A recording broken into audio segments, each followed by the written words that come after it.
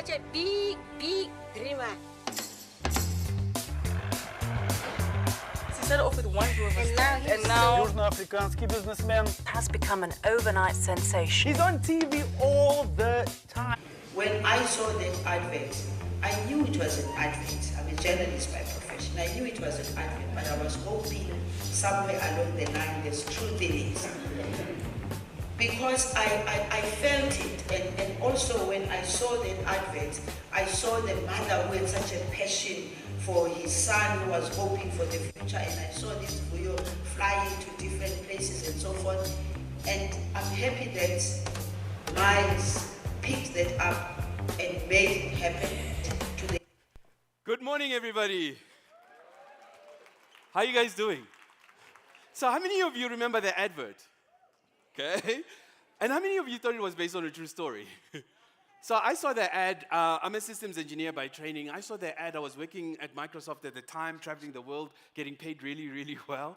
And every time I got back to Edgar, I say in the township in Diepkloof Extension, where my mom lives. She calls it Diepkloof Expensive. But I would hear all the kids going, "Oh, Vuyo is such a big, big dreamer." I was like, who's this Vuyo guy? So I promptly Googled or Binged, and only to discover there was no Vuyo. Totally a fictitious character dreamt out by this advertising agency in Cape Town. And I was like, I promptly trademarked it. I became Vuyo from that day on. I went and I registered the trademark, and I became Vuyo from that day on.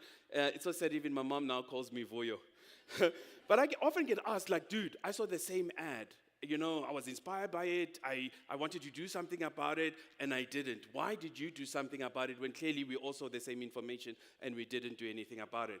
And the only logical conclusion I've come up with to date is that as long as I can remember, my mother has always said to me, don't be an also-ran in life.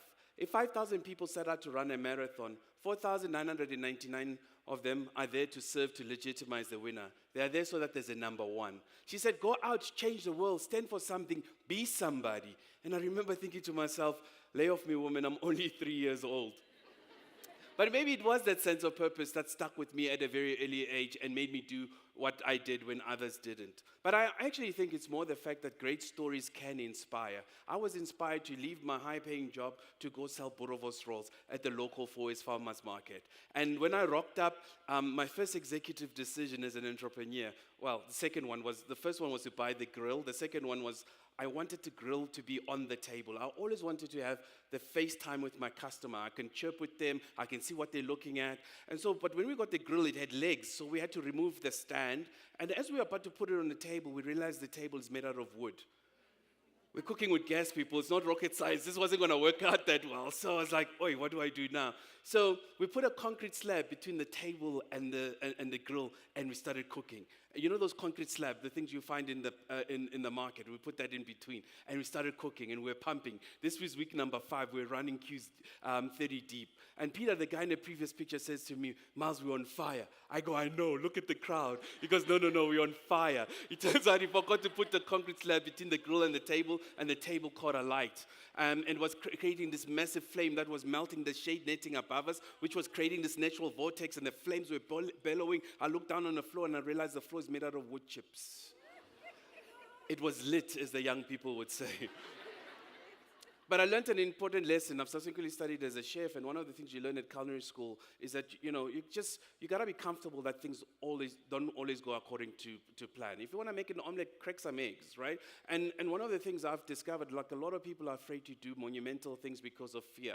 I remember telling my mom I was leaving my high-paying job to go start selling boerewors at the local Fourways Farmers Market. She was like, oh, mtanami, what about medical age ne pension? She really doesn't sound like that. But the point is, people don't do stuff that is amazing because of fear, and often it's not even their own fear. It's the fear from people who love them, which makes it even more weighty, right?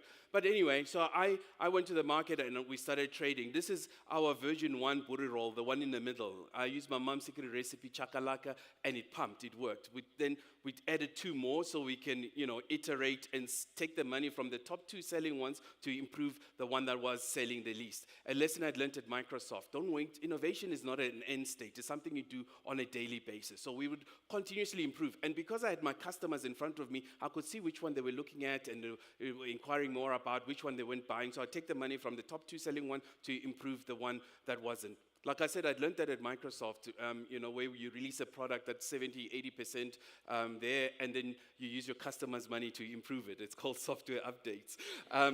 So as you can see, there were version updates. That's version 2.0, 3.0, and you can see they're getting better, right? When we got to this one, version 9, I think this was, we're winning awards. I was selling a 115 Rand Buru roll. Yeah, who knew that a black guy can sell 115 Rand Burwas roll? Turns out all I needed to do is sprinkle some sesame seeds.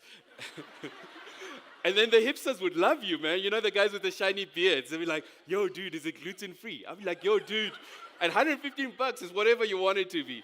And before you know it, in fact, what happened here was I launched a store on the 12th of the 12th of the 12th because I'm a systems geek, 121212. I thought it was a great binary omen. But the opening was on the 26th of December. And as a systems engineer, I needed a hello world moment. I needed to figure out how do I tell the world we've arrived, right? So I got 4 snow machines and we made it snow. It was so cool. People were eating poikis, and it was pumping. The power kept tripping, but I didn't care.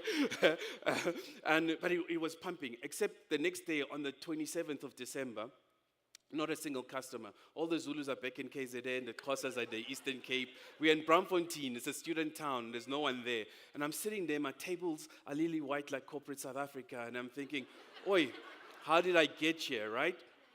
So I have nothing to do. I call the Sunday Times and I say, listen, would you be interested in hearing about how we made it snow in the middle of an African summer? The journalist went, meh, and he hung up. So I still have nothing to do. My staff is looking at me like, care. So I'm like, okay. So I start writing this article about how we made it snow in the middle of an African summer, and I sent it to the journalist, and I used his byline and everything.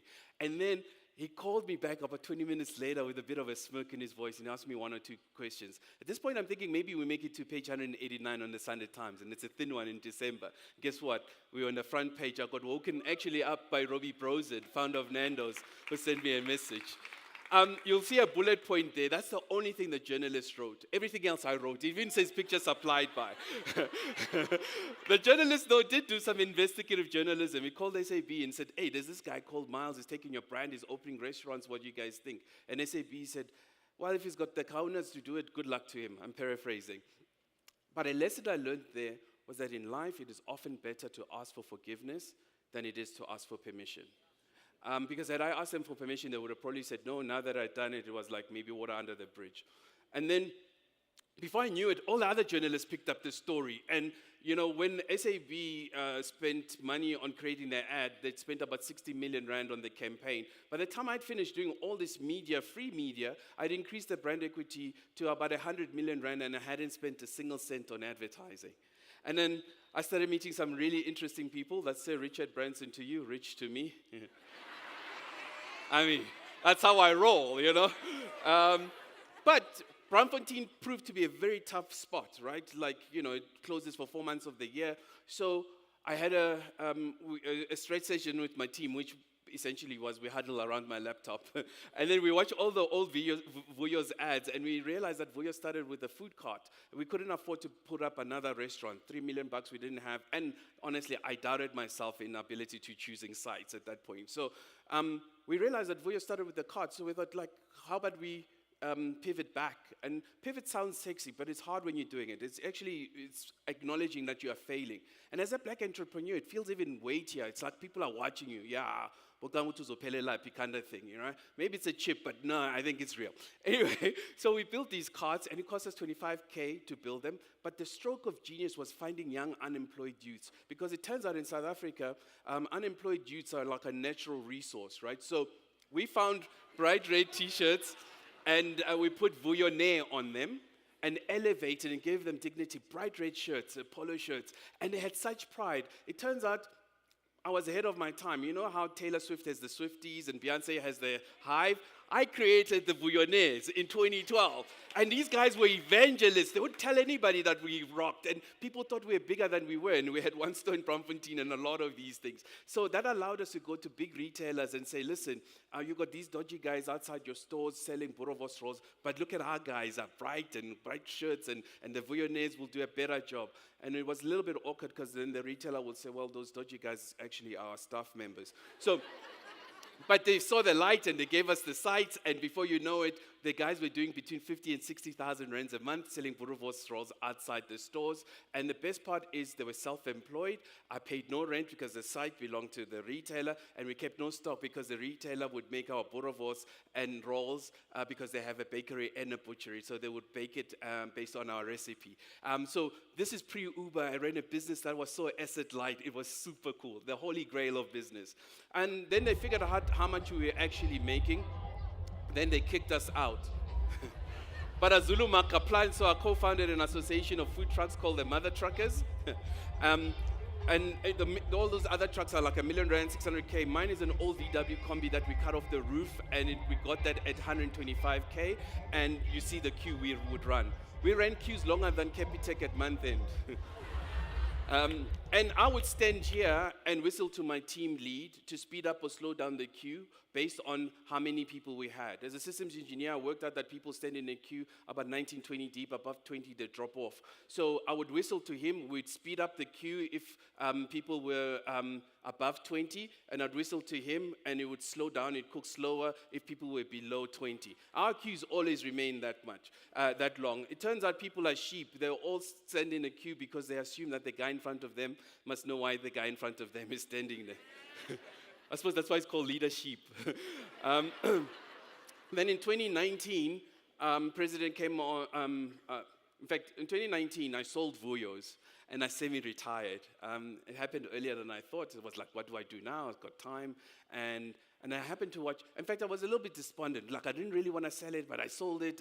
And you know, it was like, I was half pregnant. Yeah, so it was an uncomfortable position to be in. And then, because people will see me and say, hey, Vuyo. I'm like, oh, no, I'm not Vuyo anymore. And like, so what do I do?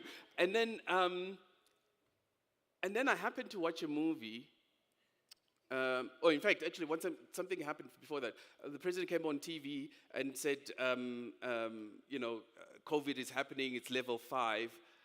8 months before, I was so sad and despondent. 9 months later, I had dodged the biggest bullet in hospitality. That taught me the power of making decisions. Decisions you can never measure by when you're doing them. You can only see them in hindsight. You should have seen me. I was the guy smiling when everybody else was in a tough spot. So, and that taught me how to now make decisions in a more faster way. And then I also happened to watch, around the same time, I happened to watch a movie called Black Panther. In it, they had this city called Wakanda. And again, testament to great storytelling. It was the first time I'd seen Africa portrayed on such a positive light, on such a global stage. In Wakanda, in Black Panther, there's a city called Wakanda where all the Avengers and all the superheroes were coming to Africa to learn from our technology. And so when I left the movie house, I promptly trademarked the word Wakanda. I mean, Vuyo's worked out great for me. Why not rinse, recycle, repeat?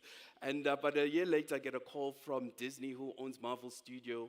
They were in post-production of the sequel to Black Panther called Wakanda Forever. And it was at this point they discovered I owned the word Wakanda. My lawyers, their lawyers, backwards and forth, we settled on $3.5 million that they paid me to use the word Wakanda. I'm kidding. Or am I? It's called NDA, people. So at Wakanda, we find amazing young food creatives, and we bulletproof them. This is Dr. Tracy. She's a medical doctor by training. In fact, she's one of South Africa's youngest doctors. She qualified in medicine at 21. She's applying her Western medical training to indigenous knowledge, and she makes these plant-based desserts. Baobab. She crushes baobab on a marula and makes this amazing plant-based dessert. This is her and her son. We worked with her and bulletproofed her and scaled the business and got it to retail. This is her and her son seeing the product on shelf for the first time. I should do it? Ninga. Why is my heart beating faster?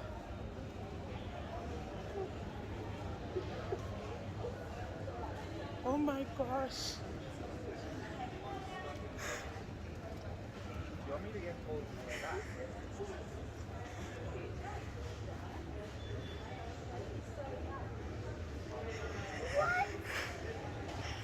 How would the price be?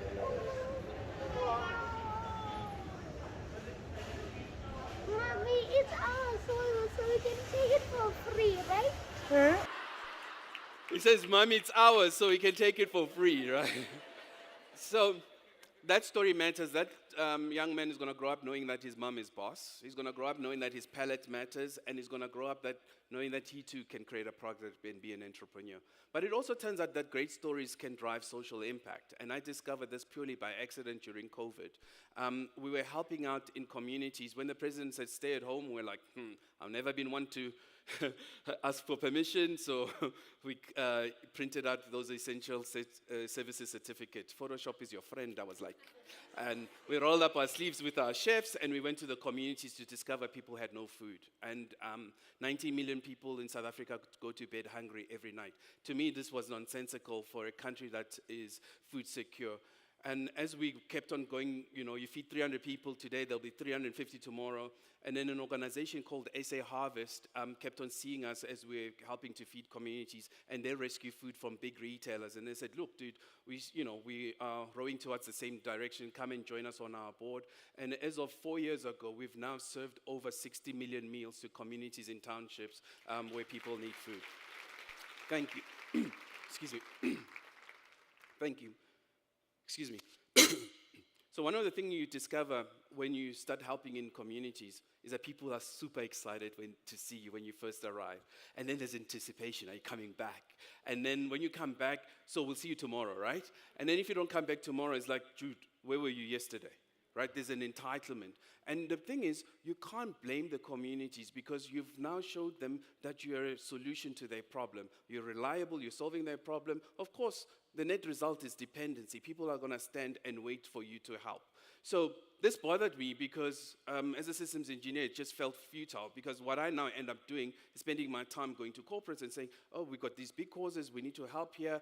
And, so I become a cog in a begging cycle. And it turns out that charity doesn't fix problems. It actually ends up sustaining the problem, right? So, and I'm like, no, I'm not signing up for that. And I was like, there must be a charity model where people actually have agency into their problem as well as into their solution. So I sat with my team and said, look, why is this a problem? Why is food having this problem? And we worked out that a 20-kilogram bag of maize meal works out to 7.50 Rand a kilogram. But a half a kilogram bag of the same maize meal works out to be almost twice the price. Because food is cheaper by volume. We all understand it natively. But no one ever, especially in this room, no one ever looks at it in reverse. That means then, by default, food is twice as expensive if you are poor. So poor people actually, in almost every product, and we've done this for all products, poor people actually have a poverty tax, which is actually subsidizing the people who can afford the product. It's the most perverse instance that I've come across. So it's one thing knowing the problem, it's another coming up with the solution. And this is the solution we've come up with. Dwalisa, meaning fill up, are branded refill dispensers that allow customers to buy the amount of everyday products they can afford with the money they have available when they need it at the right price. I think it's a good idea because like us, sometimes you broke, you can't afford the pack, so the Dwalisa one, you can just come with this canteen and everything is set from 1 Rand. Come on, no one. Everyone can afford that. I think it's the best if you get a refill than to buy with the packet. Yeah. If you don't have enough money, you can buy a small 2 Rand for a flour, 2 Rand for a sugar. So I'm busy driving around in Alexandra in Johannesburg, and I find this really, really dope shop on the side of the road, like Alex. If you check how they operate, I think this is pretty cool. Bring your own skaftin or buy a reusable glass jar from us. They refill your container with your selected products, and then you pay depending on your weight. So for people that can't afford to buy certain grocery products from the get, and they have all these really dope products that we use on a daily basis to eat. If you look up there, there's other products as well. And then here is most of the grain products, sugar products that we eat every day. So at Dwalisa, we basically, thank you very much. We basically sell every item at unit level. So a tea bag for 50 cents, egg used to be $2, now it's $3. Inflation is real. And then what started happening is load shedding, and we run on solar, and we'd always be the only ones lit in our community. And that always felt wrong, because you can't be the one with a juicy burger and everybody's lips are dry. And that's one thing that I felt like a lot of people don't understand. They look at customers as a one, and yet you forget that customers are part of a community. We call it core community. So you can't be the one who's shiny and everybody else around you is struggling. So what we did was we increased the amount of solar panels and on our Gwalisa, put a big LED light, because it turns out light is not about just seeing, it's about security. And we put this big street light that now mamas, when they're going to work in the morning at 4 o'clock, they'll have light, as well as when they were coming back. And then we increased the panels, and we reticulated electricity to 15 houses around us. So we've got, thank you. So we've got houses around us that in fact, we found young unemployed youths, like I said, natural resources. Rinse, recycle, repeat. We gave them bright yellow T-shirts, and we trained them how to install panels and clean them. And now what they do is, they're doing it for the rest of the community. The coolest part about this is that when there would be load shedding, because we can see Santon from Alex, there'll be load shedding in Santon, and Santon will be dark, and in Alex would be lit. So that was super fun. So with that, I'd like to say thank you very much. Thank you. Thanks, everybody.